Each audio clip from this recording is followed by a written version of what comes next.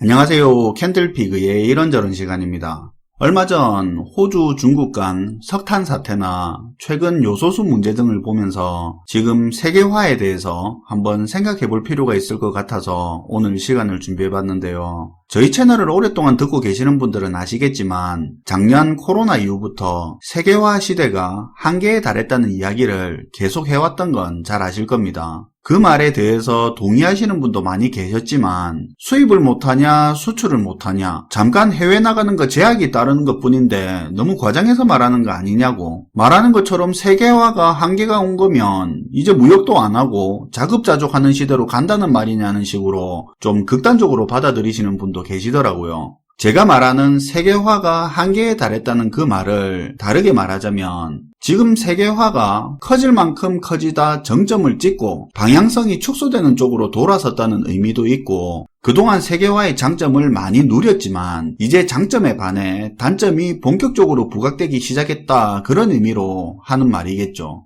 자본주의의 문제점을 지적한다고 그럼 공산주의로 가자는 말이냐처럼 극단적으로 받아들이게 되면 말하는 사람이나 듣는 사람이나 서로에게 아무 도움이 안 되니까 좀 더 열린 마음으로 내용을 들어주셨으면 하는 바람이 있다는 점 알려드리고 오늘 내용을 시작해 볼게요. 우선 세계화하고 자유무역, 이 두 용어 정리 좀 하고 넘어가겠습니다.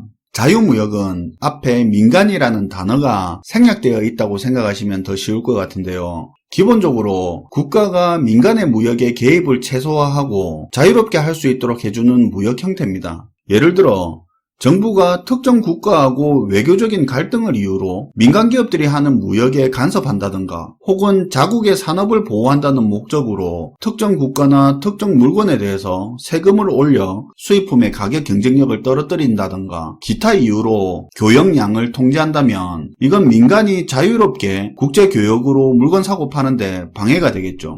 통제나 관리뿐만 아니라 반대로 특혜를 주는 것도 혜택을 받지 않는 입장에서는 차별받는 것과 마찬가지가 되겠죠. 그러니까 국가 간 서로 관계가 어떻든 국내 산업이 어떻든 민간 기업이 수입하고 수출하는 데 있어서는 이를테면 자유방임과 같은 형태로 무역 활동에 국가 개입을 최소화시킨 게 자유무역입니다. 2차 대전 이후에 공산권 국가와는 장벽이 좀 있기는 했지만 서구권 중심으로 대부분의 세계의 무역은 자유무역의 틀 아래 이루어지고 있었습니다.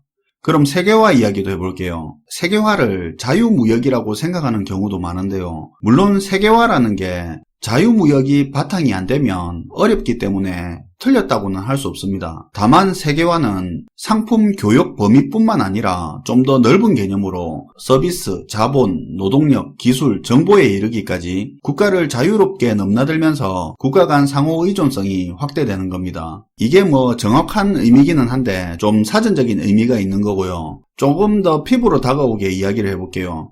세계화라는 게 무엇 때문에 언제부터 등장했을까요?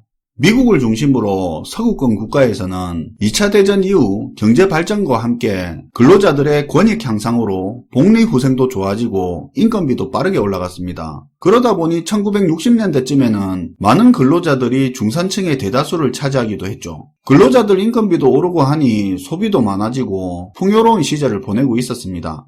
다만 동시에 문제도 늘고 있었는데요. 어느 순간부터 기업의 이익은 정체되고 있는데 임금만 계속 올라가다 보니 기업의 생산 비용이 빠르게 증가하기 시작합니다. 그런 상황에서 1970년대 오일 쇼크까지 터지게 되는데요. 원자재 가격의 급격한 상승은 생산 비용이 감당하기 어려운 수준까지 올라가게 만드는데요. 이때 경제 상황이 물가는 오르면서 경기는 침체되는, 경제정책으로는 답이 없는 상황으로 빠져들어 버리죠. 물가를 낮추기 위해서는 생산 비용을 낮춰야 되는데 그렇다고 근로자 인건비를 확 깎을 수도 없는 상황이고, 기업이 물건을 더 많이 팔려고 해도 내수시장이고 수출시장이고 팔 만큼 팔고 있는 상황이라 매출을 획기적으로 끌어올리는 것도 한계가 있었던 거죠. 그때가 1970년대 말 80년대 초반입니다. 이렇게 비용은 비용대로 줄여야 하고 물건은 물건대로 더 많이 팔아야 하는 두 가지 과제를 해결하기 위한 방법으로 세계화가 시작이 된 건데요.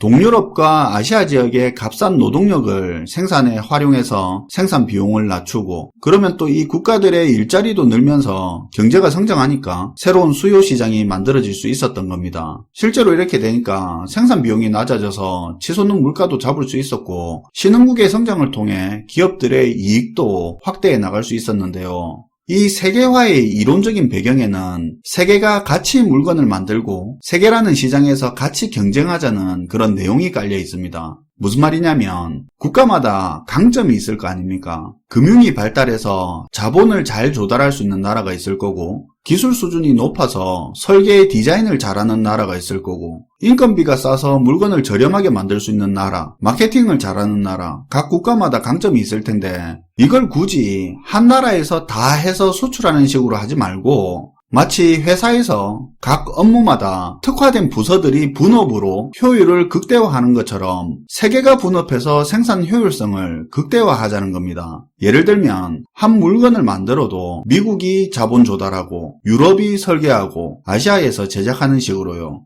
그렇게 한 팀처럼 움직이기 위해서는 국가 간 상품, 서비스, 자본, 노동, 기술, 정보들이 자유롭게 교류될 수 있는 환경이 조성되어야 하기 때문에 개별 국가들의 룰보다는 세계가 같이 따르는 공통된 룰로 운영이 됐던 거죠. 그 상징적인 게 90년대 국제무역기구 창설이기도 했고요.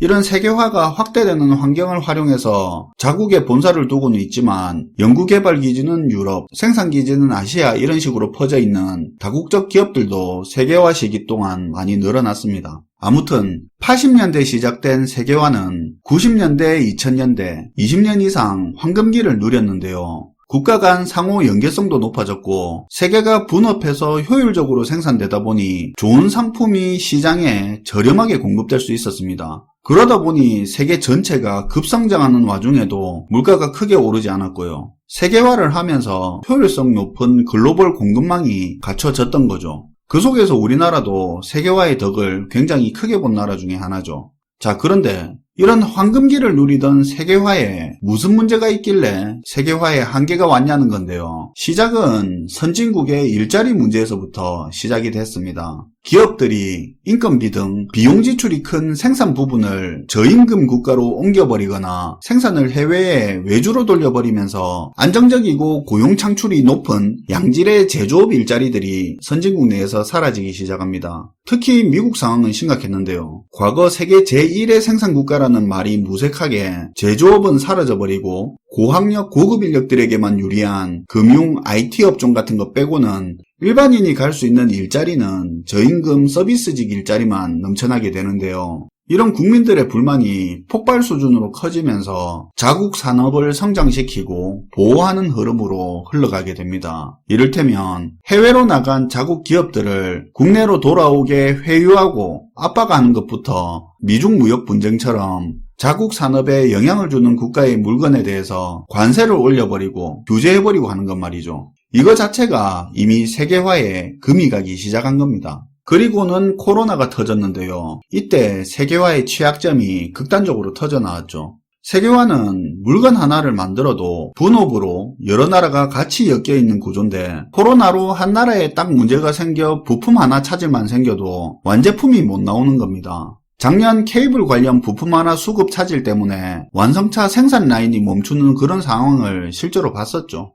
그런 글로벌 공급망의 문제가 여기저기서 터져나오고 코로나 상황을 장기적으로 겪으면서 기업들은 싸고 효율적인 기존의 글로벌 공급망 의존도를 줄이고 자체 공급 혹은 임금국가 중심의 안정적인 공급망의 비중을 넓혀 나갔습니다. 과거 영상에서도 이야기했지만 실제로 코로나 이전과 현재의 글로벌 공급 체인이 많이 변해 있다고 이야기를 했었죠. 그뿐만 아닙니다. 코로나로 각국이 국내 경제에 심각한 문제들이 발생하기 시작하니까 세계화를 기반으로 한 공통적인 규범이고 나발이고 전부 제 집 살림 챙기기에 정신이 없어지는데요. 예전에야 국제 규범을 따르는 과정에서 손해보는 부분이 있더라도 나중에 또 그걸 상쇄시켜줄 만한 부분이 있으니까 양보하는 측면도 있고 했는데 지금은 모든 나라가 그럴 여력이 없는 겁니다.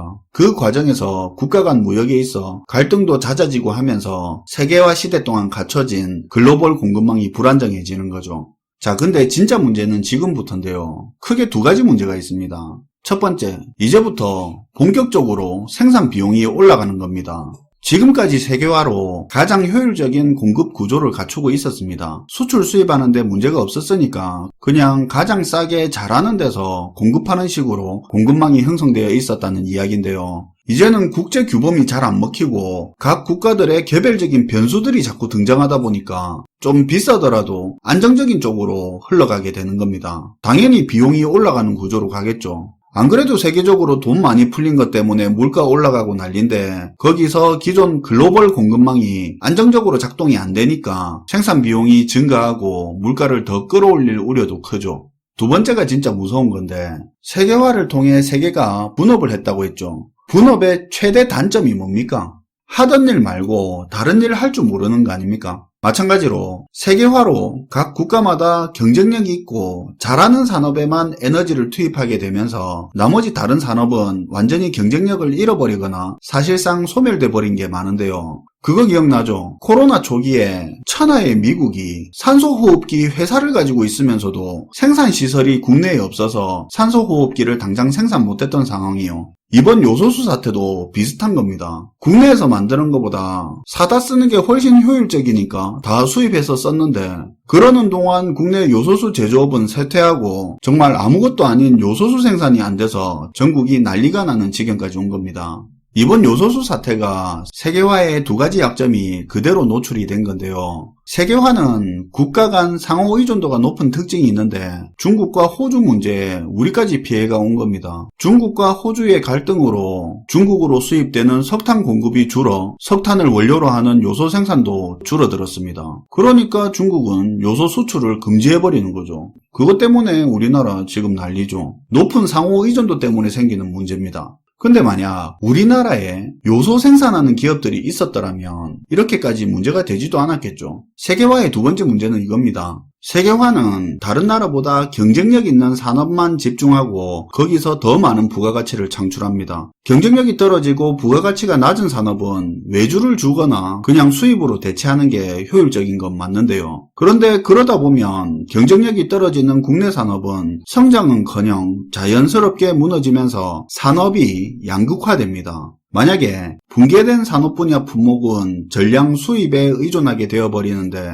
수입에 문제가 생겨버린다면 어떻게 될까요? 그러면 또 지금 같은 일이 벌어지는 거죠. 사실 요소수 사태는 균열이 생기는 세계화의 예고편일 수도 있는데요. 필수적인 품목이면서 수입 의존도 굉장히 높고 국내 산업이 사실상 없는 것과 같은 부분은 시급히 챙겨봐야 할 부분이라고 생각합니다. 오늘은 세계화의 한계에 대한 이야기를 해봤는데요. 이 과정에서 물가 상승 요인은 많아지고 특정 수입 품목의 공급 문제가 갈수록 커질 수 있다는 부분은 우리한테도 직접적인 부분이니까 기억을 하고 계시면 좋을 것 같습니다. 시청해주셔서 감사하고요. 지금까지 캔들피그의 이런저런 시간이었습니다.